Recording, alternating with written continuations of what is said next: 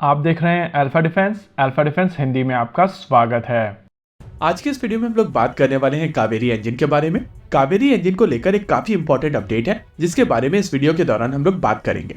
अगर आप जीटीआरई कावेरी के बारे में किसी भी तरीके का आर्टिकल ढूंढने की कोशिश करेंगे तो वहां पर लिखा होगा कि यह इंजन प्रोग्राम एक फेलियर प्रोग्राम है। लोग आपको अलग अलग तरीके की स्टोरी सुना देंगे कि इंजन ब्लेड्स फेंकता है, आवाज करता है, थ्रस्ट को सस्टेन नहीं कर पाता है, एक्सेट्रा एक्सेट्रा। लेकिन एक मिनट के लिए संशय को एक साइड में रखकर केवल इतना सोचिए कि अगर इंजन काम नहीं कर रहा था तो क्या आप उसको टेस्ट बेड के ऊपर माउंट कर सकते थे?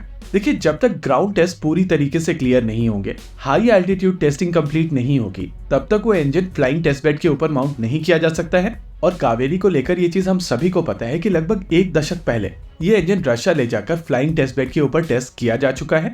इस इंजन के साथ में केवल एक परेशानी है कि इसका मैक्सिमम थ्रस्ट 73 किलो न्यूटन पर जाकर अटक जाता है। इस पॉइंट ऑफ टाइम पर भारत का कोई भी प्रोग्राम ऐसा नहीं है जहां पर इतने थ्रस्ट के साथ में इंजन का प्रयोग किया जा सके। पर्सनली मेरा मानना है कि अगर भारत की जगह कोई और देश होता तो वो अपनी एक फाइटर रिक्वायरमेंट इस इंजन के चारों तरफ बनाता और फिर इस इंजन का वहां पर प्रयोग किया जाता। लेकिन अब ऐसा लग रहा है कि अपनी लगातार कोशिशों के बाद जीटीआरई की तरफ से भारत सरकार को कन्विंस किया जा चुका है और 14 साल से जिस प्रोजेक्ट को फंड्स नहीं मिल रहे थे अब उसको फंड्स मिलना शुरू हो चुके हैं। देखिए, जीटीआरई की तरफ से जब कावेरी इंजन बनाया गया था तो कुछ टेक्नोलॉजी उन्होंने मास्टर की थी। इस टेक्नोलॉजी और नो हाउ को रिटेन करने के लिए उनकी तरफ से dry Kaveri engine program initiate किया गया था। हालांकि ये प्रोग्राम घातक यूसीएवी के लिए बनाया जा रहा था, लेकिन जीटीआरई का गोल हमेशा से एक आफ्टर बर्निंग टर्बोफैन इंजन ही था। अब जब ड्राई कावेरी इंजन बनकर तैयार हो चुका है और रशिया में इसकी हाई एल्टीट्यूड टेस्टिंग की जा चुकी है तो उसके दौरान देखा गया है कि इसकी परफॉर्मेंस जो एक्सपेक्टेड परफॉर्मेंस थी उससे भी बेहतर थी, जो इंडिकेट करता है कि कावेरी प्रोजेक्ट के दौरान जीटीआरई ने जो चीजें सीखी थी उनको उन्होंने फर्दर इम्प्रोवाइज किया है और इसी वजह से ये ट्राई सेगमेंट पुराने कावेरी से बेहतर है। अब अपडेट ये है कि जीटीआरई की तरफ से एक आफ्टर बर्निंग सेगमेंट बनाया जा रहा है जो इसी इंजन के ऊपर यूज किया जाए, यानी कि इम्प्रूव्ड कावेरी इंजन के लिए एक आफ्टर बर्निंग सेक्शन बनाया जा रहा है जिससे प्रैक्टिकली एक ऐसा इंजन निकल कर आएगा जो एग्जिस्टिंग कावेरी इंजन से बेहतर परफॉर्मेंस देने में सक्षम होगा। चांसेस है कि यहाँ पर जो फाइनल इंजन बनकर निकल कर आए वो लगभग 80 किलो न्यूटन तक का थ्रस्ट जनरेट करने में सक्षम हो।